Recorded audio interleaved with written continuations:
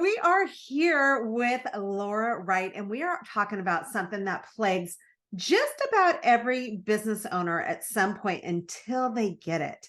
We're talking about sales because without those, you ain't got a business. And so Laura has a ton of experience, and I know she's going to be sharing a ton of gold nuggets. So you want to have your notes out and be ready to go for this interview. She's a founder of Epic Sales, and she is all about helping you sell with ease and scale with simplicity. So welcome to the show, Laura. Thank you. I'm so happy to be here. And I love sales. I love talking about it. I may be one of the few people out there, but I will bring that energy to this conversation. One thing that I've learned, I've owned businesses for almost 3 decades. And the one thing that I have learned from doing this for so long is that sales is just the way that you think about it. Right. And where we Mm, get tripped up so often is that we see it as this, we kind of, not that there's anything wrong with people who are selling used cars, but we do have an hmm image, right? And so that, especially with women entrepreneurs, I see that a lot where they have this connotation. So tell me how you think of it. Tell us, I hmm want to know how you think of sales and how you help people break through that stigma. Yeah, I love what you're talking about. So I actually say something called sales is love. And what I mean by that is when you sell from a place of like love, care, and support, what you do is you stop being transactional and you get to be transformational. And I realize those are little buzzwords, but what I really mean is like relationship based sales are easier for you. They feel better for the person and they're way more effective. And I think you're right that women, especially, but most business owners, were legitimately just not taught about sales. And if we're taught, it's that old, pale male way of doing things that is slimy, sleazy, and coercion or persuasion based. And guess what? It doesn't feel good. And it's actually not the most effective way. So the thing that most people don't like, I always say this, you don't not like sales. You don't not like not knowing what to do or doing things in a way that doesn't actually work and feel good. If you were having great conversations and making money, you would love sales. If it felt good to you, if it felt good to the other person, you would absolutely love sales. And that's what my mission is to help people feel really good, but do things effectively. Okay. So now that you said that, how do we do it? How do we break through that where we're feeling like, oh my gosh, this isn't gross anymore? Can hmm you give us some, steps to Yep, help us absolutely. overcome that? So a few things. First and foremost is to really understand how you feel about sales is the way that you feel about it and it's based on your history and it doesn't have to be what you do for somebody else or you do for anybody else. So I always recommend that people get really clear on their style of buying and their money story and they clear the decks. So whether that's acknowledging one of my former clients, she came to me and she believed all debt was bad no matter what, no matter what. Like you should never, ever, never use a credit card. You should only ever pay for things in cash. And so every transaction she was having trouble with because we live in a modern world where people need to use cards and that it's not actually a bad thing to allow someone to leverage debt because debt's been taught to us as a bad thing. So what we got clear on was what her rules for money and sales were for her were not the same as for everybody else. We also start to understand and unravel how she feels about it is affecting how she's selling. So when you can start to repattern how you feel about sales, you can show up and effectively do it differently. I think the other how is having a framework to follow. And so I teach a very simple, I call it a formula or a framework because I don't believe in scripts, but to know how to flow in a conversation, it's the arc of the sale. It's my 5 steps to yes. It lets you relax and enjoy the process. And when you can stay soothed about it, it will actually transform how you do your sales. And then I think the other thing is when you are in love and lit up and inspired by who you serve and how you serve them, that becomes far greater than any fear to making sales. So I help women feel the most confident, connected, comfortable in themselves, and the most deeply valued and in love with their offers. And when you feel that, you cannot stop from sharing it with somebody else. Is it kind of the same thought or line of thinking as you're providing a service that's Mhm. beneficial for the person that you're talking to, Absolutely. right? And you have to think about that. Like sales is something, when you hear that phrase pitch, like let me pitch somebody, pitch is something you do to somebody. And I don't do that. I do an invitation. I ask people if they want to learn about how we can work together. I ask if we can talk about the problems that they are going through. I use this phrase that consent matters. And I do that throughout the process of the sales conversation. So I'm not interviewing and putting something to somebody. I'm asking questions, I'm getting information, I'm giving them feedback. And that is a different way of being in a sales conversation. And when you can understand that the person on the other side, they need you. And when you know that they need, like when you talk with someone for sales, they have a problem that they want to solve. They have a vision that they want to get to. There's no one out there who doesn't want to learn how they can do that. And if you can help them understand that together you can solve their problems, together you can get them to their vision, they're going to say yes to working with you. And if you really transform that, and it's not that you're taking from anyone, like my clients invest through me to get to what they want. They don't pay me for something.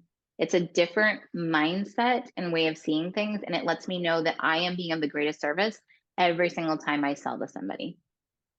Can you give us a story of one of your clients who you started working with who had that big, you can almost see it, right? From us hmm working with so many different women, we can almost see the wall that they put hmm up, the mental wall. And so, do you have someone that you can talk about that came to you and, like, oh my gosh, Laura, my business is suffering. I can't land a sale, or I'm so stressed out over it. And then they worked with you, and hmm through that process, you saw them come out on the other side. Can you share a story Yeah. like that? There's someone who I always think about because her number is so small, but it transformed her life. And she came to me after about, I think we're almost an entire year. She had made about $27,000 in her business in the whole year. And she was in a place where I always like to say there's a difference between desperate and determined. And she was in the determined camp, but getting close to the desperate camp. And when we first talked, what basically had been happening is she had eroded all of her confidence. She started to believe that what she had wasn't anything anyone ever even wanted to buy because of how many no's she got and how much struggle there was to it. And we did two things together. And I will tell you the end result first. In less than 4 weeks, she sold about $27,000 in 4 weeks after spending an entire 12 months trying to get that. But here's what we did. Number one, we helped her stop seeing that the low ticket, small price point things that she was selling, well, they were exacerbating her problem of trying to get clients. And so it was like she was literally making everything harder for herself, which then made it harder, which then made her lose her energy, her excitement, and her ignition. And she wasn't refueling herself. And her reason for selling so low was she didn't want to take from people. And we realized that by her not actually having a proper sale transaction, she had nothing to give. Like she was running on fumes because she wasn't being replenished by her sales and she wasn't able to connect with her people. So The wait, next thing that, wait, let me just ask you about that one. I Mhm. want to know a little bit more about that. So she had different price points for different things that she offered. Is that right? So she was selling Correct. the lowest priced item that didn't Mhm. necessarily fit or wasn't as beneficial for the potential client. Is that what you're saying? Yes, that and because her prices were so low, she wasn't making enough to actually run her business. So it was like a double hit. Like you caught something really important. She was selling so low that people were buying the little tiny solve that really wasn't helping them. And her price point was so low because she was afraid to charge more and didn't want to charge appropriately that she wasn't receiving enough money for her to sustain herself. And so what we did was we reimagined her offers. We really set them to her highest level. The most ideal client, the highest amount of money. We reframed how she felt about whether she was taking from somebody or whether or not what was true. She was being given an exchange to help them have a transformation. And as soon as that happened, she went and talked. And I think she only took on about maybe 4 or 5 clients to get to the 27,000. And that was a big game changer too. I am a big fan of high ticket, high leverage, low volume sales because it's easier for us. And when we can start to see the wins, it like turns that key and gives us the ignition. We start to believe that we can do things differently. I love it. Okay. So then you said there was a couple, well, I guess she just went into the whole story, yeah, of how she did it. I see that so often, right? When they're underpricing their service, but also they start at the lower price. I get the price point question so often from newer, not even newer, Everyone. by everyone, because they all forget that. And so much of it's the mindset and the way that we think about it. Okay, so I don't know if we have time, but if you can dive into some of you said you have a framework. So I want to know a little bit more about that. I know we can't go in too deep, but can you give us a high level view of what that Absolutely. looks like? Okay. This is one of my favorite things because I teach this with sales. You can do this in 5 minutes or 5 hours. So I'll just tell you my 5 steps to yes. And then I have a very special free gift at the end where everyone can not only get this, but how to overcome objections, because I think that's a sticky wicket. People get really stuck thinking, well, what do I do if blank happens on the call? So here are my simple 5 steps. So the first one's kind of like a little pre-step is I believe that the highest energy wins on sales calls, but I don't mean the most loud and happy clappy. Like I'm a positive person. I am actually usually very upbeat. But when I mean highest energy is I mean the person who is solid in themselves. So I recommend that prior to the sales call, you gather your energy, you either calm down with a few deep breaths or energize yourself up, but you show up as your most you, not trying to be somebody else. And then this is the 5 steps. So step 1 is to connect. And what I mean by connection is we're all looking for that know, like, and trust. And the thing about connection, we like and trust things that are familiar to us. So I try to show how the two of us have something in common. What you don't actually know is a lot of my clients wear really amazing glasses. And I don't know if everyone can see this or if we're just listening, but you have these gorgeous red, vibrant glasses on. And I think like 6 of my clients show up with like statement piece glasses, and I freaking love them. And I don't know where mine are. They're somewhere on my desk, but I have some that every once in a while I put on because I'm getting at that space where I need glasses too. What I'm doing is I'm showing how you and I have something in common, and it can be that simple. The second step is to listen and learn. And this is what we're doing is we're finding out what somebody is actually struggling with. And what most classic salespeople teach is how to like push on pain. I'm not a fan of that. What I want to know is what's going on in your world, like what's working, what's not working, why are we talking, what needs to change now. And when you can start to identify that, what I can do is decide, can I solve their struggle? Are they aware of their struggle? And then I insert a client success story so that I'm validating their struggle. Because what happens on most sales calls is people think they are the only one struggling with it and they shouldn't struggle with it. And I like to say, it's cool. I got you. I help my clients do this. I acknowledge that you're struggling with it, and I want to see if we can change it. So by inserting that client success story, I don't coach, I don't give strategy, but I help them feel they're not alone and we can do this together. My step 3 is the vision. So this is the thing that people are actually buying. We forget, we think you're buying our packages or our services. They're actually buying, get me out of my struggle and get me to my vision. So if you try to sell from struggle, if you just find out what someone's not working well and what needs to change, it's hard for them to want to change it. If you simply ask them what do they want instead, and you amplify their vision, you get them really excited about what is possible, they are more inclined to buy because they're buying from a place of pleasure. When I know their vision in step 3, I do the same thing I do in step 2 is I validate it with a success story. I let them know that their vision is possible. I tell them a story of another client I've helped do the same thing or something similar, and I get them amplified and connected to it. And then I make the ask, and I ask, would you like to hear how we could do this together? And that's where step 4 is the invitation. And what I do as a game changer, and this is a writer downer, I know you told everyone to write it down, is if you only have one offer, then people get to say yes or no, and that's it. And so what I like to do is I like to empower my buyers. They're smart, they're savvy. The women that I work with, they know what they're doing. So I actually give 3 invitations, sometimes only 2, but never more than 3. And I invite them to work together in a VIP, high ticket, high level way. My core offer, which is the second one, which is how we might solve a couple of things together.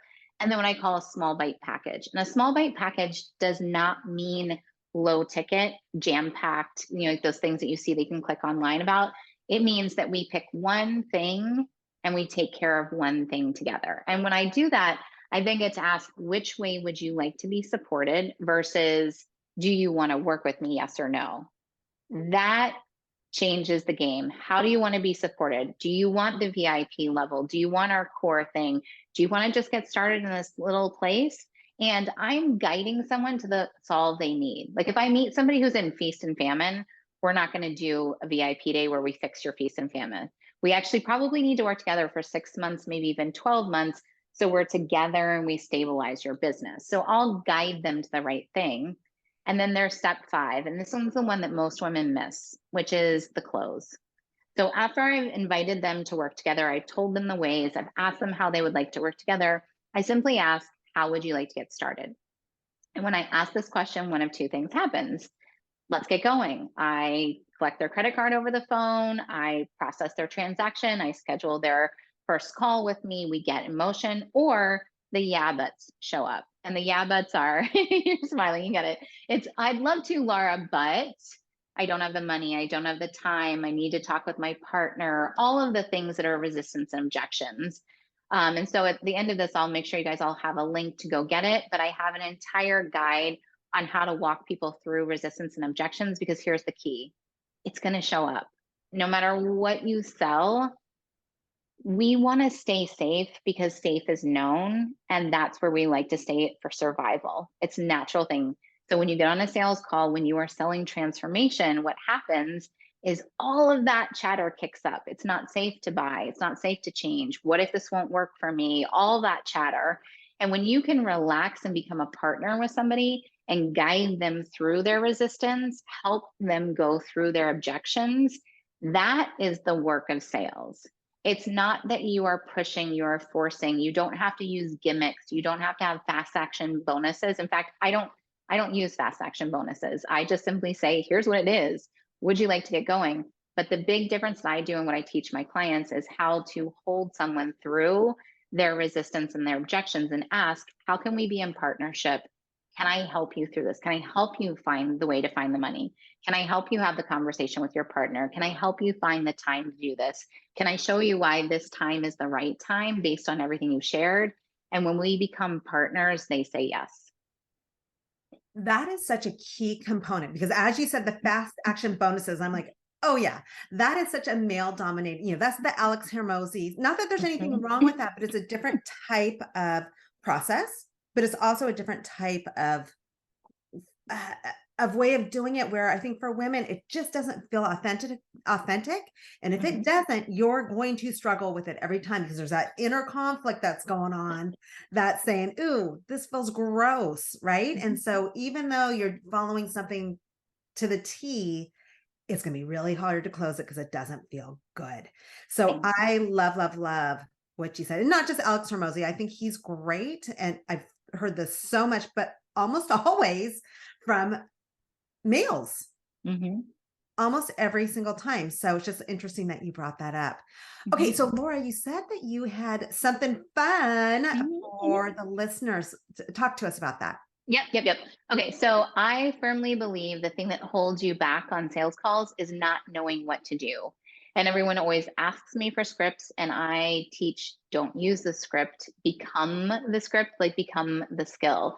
So I have a very simple PDF, and I made it a simple PDF so you can read it. And there's also a little audio in there, which is all about overcoming objections, but it breaks down my 5 steps to yes so that you can use it prior to any sales call. Because what I want is everyone who is listening to this, on your very next sales conversation, you feel relaxed, you feel ignited, you feel at ease, and you know how to connect with the person so that you can present an invitation and they can say yes. And you can find it. It's laurawrightofficial.com/gift. And when you go there, it's my very simple PDF for overcoming objections, and it gives the framework for sales. And why I want to do this is because I just want everyone to understand the skill. You're not in business if you cannot actually close a sale. And what I've known for women is this: it's not about the money. It truly is about the impact. The money is part of what you need because you need to be sourced. But if you are out there truly desiring to help clients, to really be the best web designer, be the best coach, be the best speaker, author, anything that you are. If you want to do the work, it is required that you actually sell. And so instead of making it this, spoonful of sugar makes medicine go down, you don't have to make medicine like it. Sales doesn't have to be the hard work. It can feel good and actually work. And if you find any ick to it, it won't work. So that's my gift. I usually sell this in a workshop, but I want to give it to everyone so that you can immediately download it on your very next call, find yourself collecting a credit card and getting a yes. That is a wonderful tool to have. So for those of you who may be driving, you don't see this, it is in our show notes, so you can go back and grab that. I encourage you all to go check that out and practice it and get good at this, because so many of you have great skills, you have a great business, a great product. However, you suck at selling. So we need to learn this. We need to love it, like Laura said, and it's such a huge part of our business, and it will change your world. So I encourage you to go get that. Thank you so much for being with us, Laura. This has been fabulous. Thank you for having me. Absolutely. To be the best, you need to play with the best. You might not have your own personal high-level circle of women yet, but you can hang with us on the Female Millionaire Show. I'm Midori Verity, serial entrepreneur for over 25 years, and I interview badass female founders and cut through to what you really need to know. So in 20 minutes, you have what can take years to learn. If you're wanting to play bigger, come play with us. Join the female entrepreneur revolution today. Cheers.